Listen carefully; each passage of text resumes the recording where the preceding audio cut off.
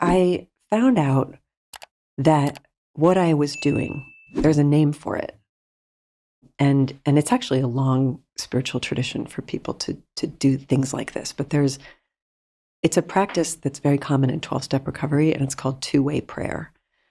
So it's essentially two-way prayer. So I call it love, but sometimes I call it God. For a lot of people, that word God is a weapon. Yeah. I mean, it is a dangerous, especially people who grew up in what are called high demand religions, or who grew up in really oppressive religious cultures or abusive religious cultures, or for whom they simply cannot stomach that word. Like, obviously, don't use that word. But two-way prayer, so one-way prayer is what most people are taught as prayer, which is a supplication, right? Like, you get down on your knees. And I had done that in my life and like beg for help. But sometimes you spend so much time begging for help, you're not actually listening. Yeah. I'm too busy saying Marco to hear the polo. Yeah. I was like, Marco. And God's like, can I just, there's something I want to say.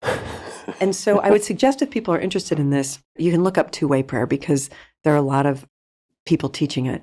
And they have made a sort of, what were you saying? Is there like a practice or like instructions? Like, they have found that certain things work really well. So I'm sort of quoting from kind of two-way prayer theory on this.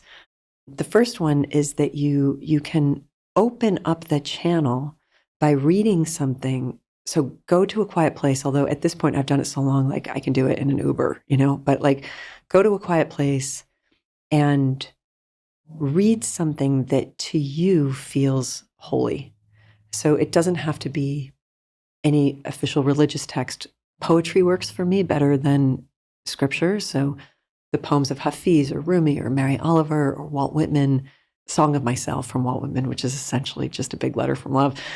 You can just open that up to any page and you read some of it. And I feel like those writers had direct access to the divine, and they left the door open when they died, right? So you can just draft in on the sense that they create, right? So you read something that opens your heart in some way, and then you ask one question and one question only. It's not a deposition and it's not a dialogue, because the ego always wants a dialogue. Like, the ego always wants, I feel like if I could reduce my ego down to 2 words, it would be yeah, but.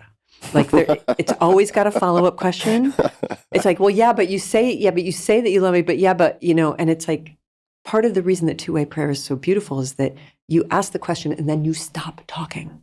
You get your opening statement. Right? And your opening statement is, dear love, what would you have me know today?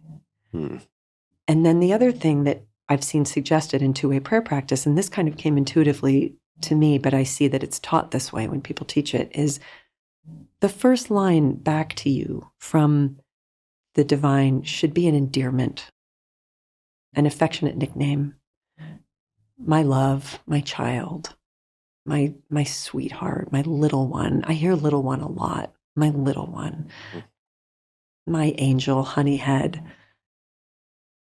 I've seen some of my friends have like tiny turtle, penguin cheeks, like some sort of like endearment. I'm stuck imagining what penguin cheeks look like. They're adorable. For the rest of this conversation. And that's very hard for some people, because the idea of turning toward yourself as though you are worthy of endearment can be really hard for especially perfectionists and the most driven among us. Like, how did you earn sweet love? You didn't earn that, but this is a kind of love that doesn't have to be earned.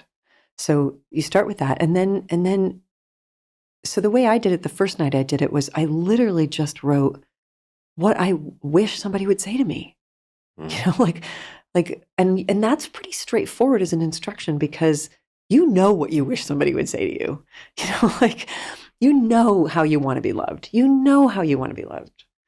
It's right there. Like, what you're dying for. We all know what we're dying for, whether it's mother love or the missing father or the partner or somebody who's just like, I've got you. I see you. I see you. I love you. You're amazing to me. I see that you're suffering. I'm with you in your suffering. And then you just write that. But over time, what I think people will find, one of the biggest questions people have is like, well, it just feels like it's just me writing to me.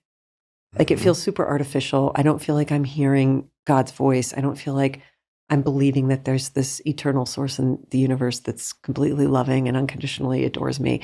I just feel like I'm doing this exercise of just writing words to myself.